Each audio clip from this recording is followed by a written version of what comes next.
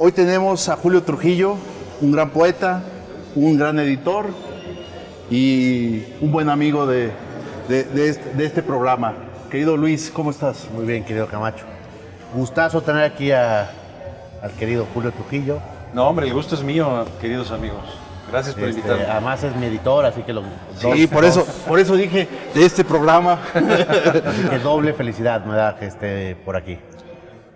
Platícanos un poco, antes de hablar de tu trabajo como poeta, ¿desde cuándo estás de editor de Alfaguara? Llevo 1 año y medio en Alfaguara, México. Es una infinita responsabilidad, que tiene mucho eso, que es una como gran responsabilidad. Y lo otro es un gran placer de trabajo de editor. Más allá de la burocracia, de toda la parte más administrativa también y de vida de empresa, que es muy fuerte y para la cual pues apenas estoy adaptándome. El trabajo de editor me fascina, llevo muchos años haciéndolo, pero lo hice primero de suplementos culturales, de revistas, luego ya con libros en el Conaculta, que ahora es la Secretaría de Cultura, y finalmente en Alfaguara. ¿Cuál es mi gran objetivo y digamos la meta que me pusieron para invitarme?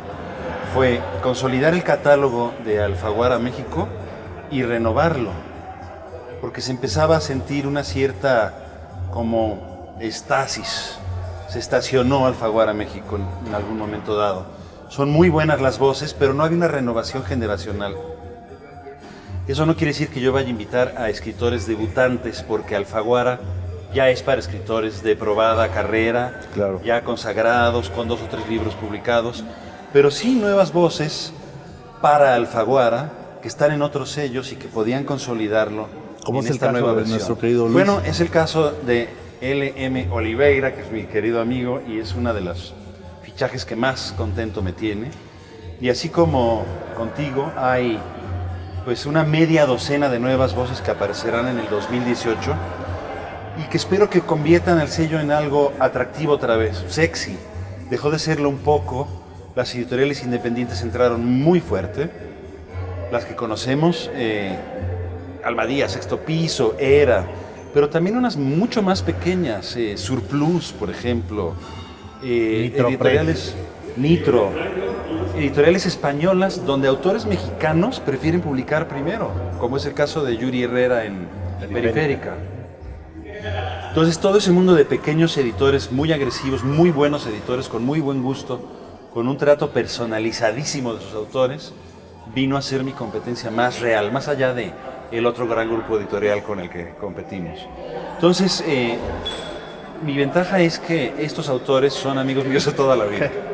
Entonces, se podría decir que llevo 20 años trabajándolos. Muchos de ellos me han dado a leer sus manuscritos antes de ser publicados por el puro placer de la amistad y del ping-pong de los libros. Entonces, como que sí, era yo un candidato más o menos ideal para darle un nuevo giro a Alfaguara. No sé si lo estemos haciendo bien o mal, pero estoy muy contento con la renovación del sello. Obviamente es un sello que más allá de los autores locales, ustedes saben, pues tiene grandísimas firmas, muchos premios Nobel, claro. Saramago, Cortázar, Günter Grass, Vargas Llosa, y luego también grandes ventas al estilo de Arturo Pérez Reverte, que está aquí en la feria, con el cual acabamos de tener una gran presentación, Rosa Montero, Sergio Ramírez, que ahora es Premio Cervantes. Entonces hay como una gran liga mayor muy potente, y a mí lo que me gusta mucho es crear la liga de abajo, que después van a ser los mayores. La artesanía Cuando del Luis sea libro. Premio Cervantes lo festejaremos. La artesanía del libro, como es el trabajo de un Déjame editor, preguntarle a Julio, ¿cómo estás viendo la narrativa mexicana hoy día? No digo solo la joven, la narrativa en general. Muy bien, creo que goza de gran salud. Creo que sí hablaría yo de un relevo generacional, y ahí se me ocurren de inmediato 10 nombres buenísimos, muchos de los cuales también pues, son muy cercanos a nosotros. Han generado unas propuestas de narrativa muy violentas en muchos sentidos, porque la realidad del país es esa, y lo que hacemos como escritores es reflejar un poco lo que pasa a nuestro alrededor. muy personales, muy intransigentes, también con mucho trabajo de la sintaxis y de la prosa. Creo que los nuevos escritores mexicanos son muy artesanales en ese sentido, que mezclan también muchos géneros, ya está como que muy lleno de cine y también de periodismo, y todo es transfronterizo, y todo es como un gran y feroz champurrado de la realidad universal, que los escritores mexicanos están reflejando muy muy bien. No solo mexicanos, creo que hay una generación de treintañeros y cuarentañeros en Latinoamérica poderosísima, como hace mucho que no se veía. Bueno, y cambiemos de un poquito el tema. Sabemos que Julio es un poeta. He charlado bastante con él sobre poesía. A ver, háblame, esto ya lo sé yo, tiene truco, pero háblanos un poquito de Byron. Bueno, el poeta romántico por excelencia, creo. Están también los alemanes, está Schiller, está Goethe, por supuesto, pero en el ámbito anglosajón, pero también por biografía, creo que Byron es el poeta romántico por excelencia y es una de mis grandes obsesiones y pasiones. No solo por el poeta romántico que es una vida breve, una vida muy intensa, que muere por la causa de otro país, que era la independencia de Grecia, sino porque además tenía una afición que yo comparto mucho y que tiene que ver con un proyecto actual, y es que era un gran nadador. Era un gran nadador. Byron era cojo de la poesía. Muy cojo de un pie, no sé si lo sabían, tenía un pie medio equino. Y yo creo que compensó esa falla con una afición absoluta por la natación. Y hacía grandes proezas natatorias, como aventarse al Támesis y nadar 3 horas seguidas mientras sus amigos no sabían qué estaba sucediendo. O cuando vivió en Venecia, saliendo de sus grandes juergas, fue un gran romántico, también en el sentido de ser un gran mujeriego y hombreriego, porque no tenía gran distinción. Y en lugar de regresar caminando de las fiestas, nadaba por los canales de Venecia hasta llegar a su destino. Pero su gran proeza fue emular lo que en un mito griego se dice que hacía Leandro para buscar a su amada Ero, que era cruzar el estrecho de los Dardanelos. Y se conocía entonces como el Helesponto, y ahora es el estrecho de los Dardanelos. Son casi 5 horas de nado. Y Byron dice, hay que demostrar que esto no es un mito, hay que desmitificar al mito. Y se tira al agua, con un amigo, un coronel. Y 5 horas después, casi ahogados, llegan. Para no hacer el cuento más largo, a mí me interesa mucho la natación como un ejercicio de respiración y ritmo que tiene mucho que ver con la escritura y con la poesía. Nadar es respirar, es establecer un ritmo, y es lo mismo que hace un escritor, sobre todo de poemas, establecer un ritmo. Entonces me interesó mucho la figura del Byron nadador. Me encantaría poder nadar como él, lo cual es imposible, pero en muchos sentidos es un poeta que me cae muy bien. Y es un poeta de acción también. Los poetas románticos que deciden llevar la teoría a la práctica y ser poetas de acción me interesan mucho, porque nos gustan las aventuras, digo, no por nada más. Y él, pues, digamos, pocos como él que mueren en una guerra por otro país, que es un grandísimo galán, que muere joven, en fin, es una figura que me gusta mucho. Y como poeta, bueno, vas. como poeta, además de Byron, ¿quiénes son tus referentes emblemáticos, más allá de la personalidad, sino de su... Claro. Bueno, hay toda una galaxia de poetas ingleses que me interesa mucho. De ellos, el que más me gusta es Keats. Pero ya luego pasando, trayéndolo más cerca al asunto, hay muchísimos. Lezama Lima ha sido una figura que me gusta mucho. En México yo creo que López Velarde es el poeta que más he disfrutado. Que también su vida... Sí, bueno, muere a los 33 años también.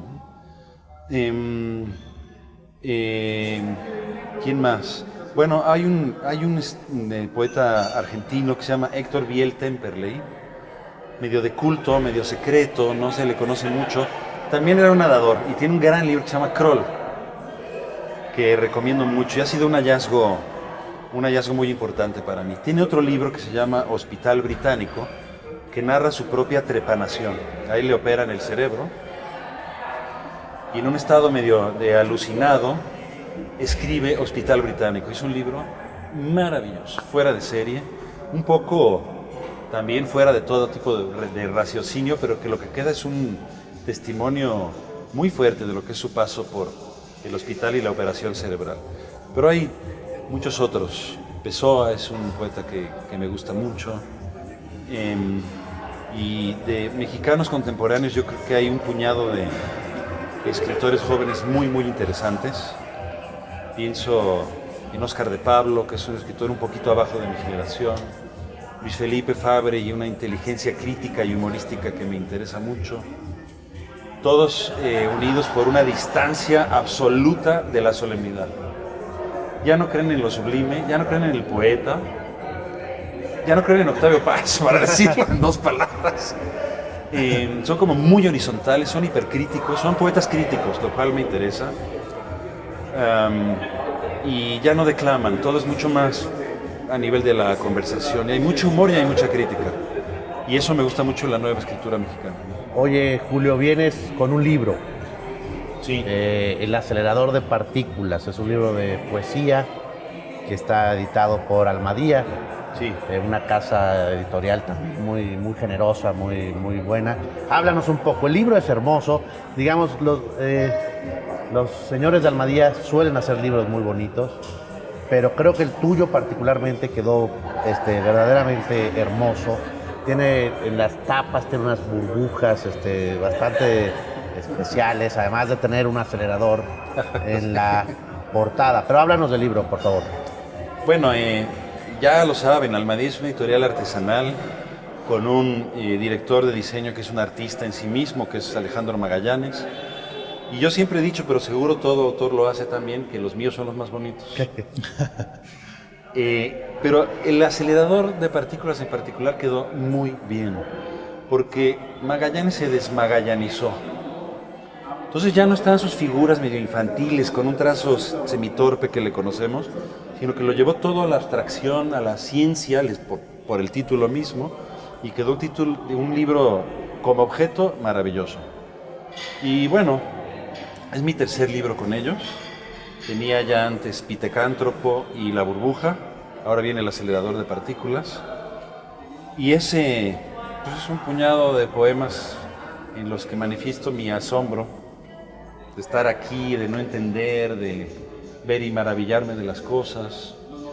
Es un libro muy solar. Yo soy, al contrario de lo que se piensa del poeta romántico, soy un poeta muy diurno, muy de luz. El romántico es más azotado y oscuro. A mí me gusta el sol sale mucho en el libro, es un personaje del libro. Y el título, por el que me preguntan mucho, es sencillamente tomé el nombre de este gran experimento de nuestros días. Creo que es el máximo experimento de nuestros tiempos. Se ha creado un grandísimo túnel en las fronteras de Francia y Suiza para acelerar partículas a la velocidad de la luz o casi la velocidad de la luz en sentido contrario, provocar que choquen, y ese choque genera un mini Big Bang que 700 científicos, que por cierto su promedio de edad es de 25 años, estudian para entender un poco el origen del cosmos, de todo. Entonces, bueno, no se me ocurre nada más ambicioso ni nada más poético en ese sentido. El nombre oficial es el Gran Colisionador de Hadrones, que me parece horroroso, pero acelerador de partículas me gustó mucho. Entonces, mi libro no es científico, ni mucho menos, yo soy analfabeta de la ciencia, pero lo uso como metáfora de ese choque que es. Bueno, puede ser el encuentro entre dos personas, obviamente, puede ser el momento de la creación poética, el momento de la escritura, cuando algo cuaja y se crea, pues es la creación. Entonces me robé el título y ya, todo lo demás es poesía bastante ortodoxa, normal, nada científica.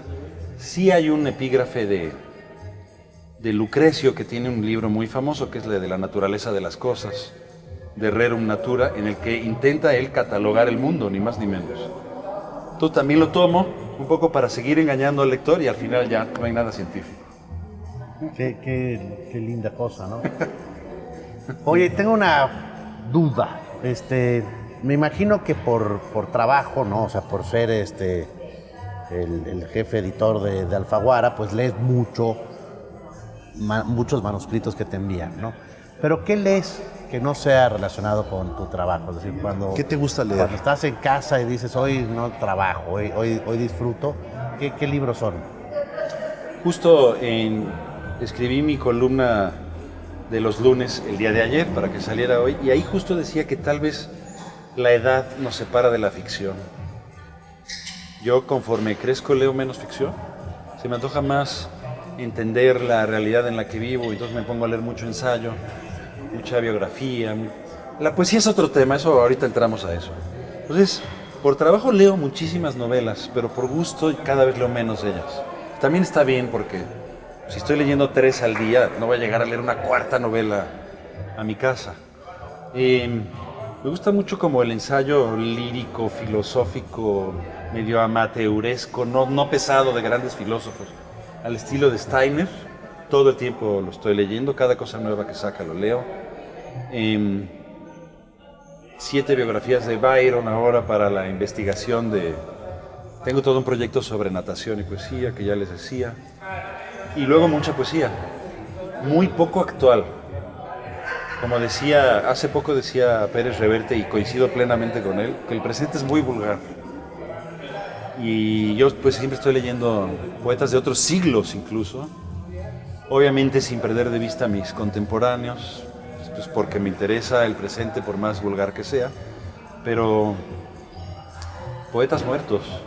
Soy un lector de poetas muertos y me gusta mucho eso. De mexicanos muertos que no son los José Carlos Becerra. Bueno, Becerra es una lectura de juventud que es casi un rito de iniciación. Ahora, al pobre se le ha quedado ese San Benito de ser un poeta para jóvenes, lo cual es totalmente falso. Es un poeta absolutamente serio, con un abismo personal impresionante, con una poética y una escritura muy singular, versicular, casi a nivel bíblico, digamos, son versos larguísimos, que lamentablemente también murió muy joven y que es muy, muy importante. Ahora bien, ¿por qué le gusta tanto a los jóvenes? No sé, pero yo también, en mi caso, a los 17 años, devoré a Becerra. Ahora, no hay que dejarlo de leer, porque me parece importante. Octavio Paz fue una experiencia crucial, porque además yo estuve muy cerca de la revista Vuelta y luego de Letras Libres, entonces lo conocí y me publicó 2 poemas en Vuelta, y pues para un seminiño como era yo fue muy importante. El Tigre Lizalde me gusta mucho. Coral Bracho es una poeta finísima que me interesa. En fin, de poetas mexicanos, muchos me gustan. Poetas sudamericanos, Sí, chilenos, bueno, argentinos. claro. Hablábamos Del argentino. de Biel Temperley, de Neruda, pero también Nicanor Parra se me hace un interesante provocador, antisolemne, antipoeta, como él mismo se llama, que me gusta mucho. Pasé por mi época nerudiana sin lugar a dudas. Incluso siento que fue una influencia demasiado poderosa en algún momento, y que estaba yo ahí escribiendo en decasílabos nerudianos pésimos, que solo eran malas copias de eso. Entonces hay que saber separarse también de quien admiras mucho. Pero más jóvenes, por supuesto, Germán Carrasco es un poeta chileno que estuvo por aquí, me parece, hace un par de años, absolutamente recomendable. Borges. ¿Quién? Borges. ¿Quién es? ¿Qué señas Claro. tiene? No, bueno, es todo un género en sí mismo. Pero un gran poeta, ¿no? O sea, Yo creo que sí. Es un gran poeta. Sí, un poeta de medido, un rimador, pero con un estilo personal increíble. Por supuesto, amo a Borges. Casi leo un poema de Borges al día. Y ensayista, cuentista y grandísimo poeta. Claro que sí. Huidobro. Bueno, no he mencionado al favorito, que es Vallejo. Vallejo, Es el mayor. Un grande de grande. El mayor. así es. El tiempo Queridísimo, se ha No, hombre, nos quedamos con las ganas de que acabado nos y- recites un poema. qué bueno que no. El tiempo es una calamidad en este momento, pero qué grato tenerte en el programa poeta. Hombre, muchísimas Qué gracias. gusto. Querido. Querido Luis, Gracias por la invitación. No, hombre, Julio. muchas gracias. Hasta la próxima.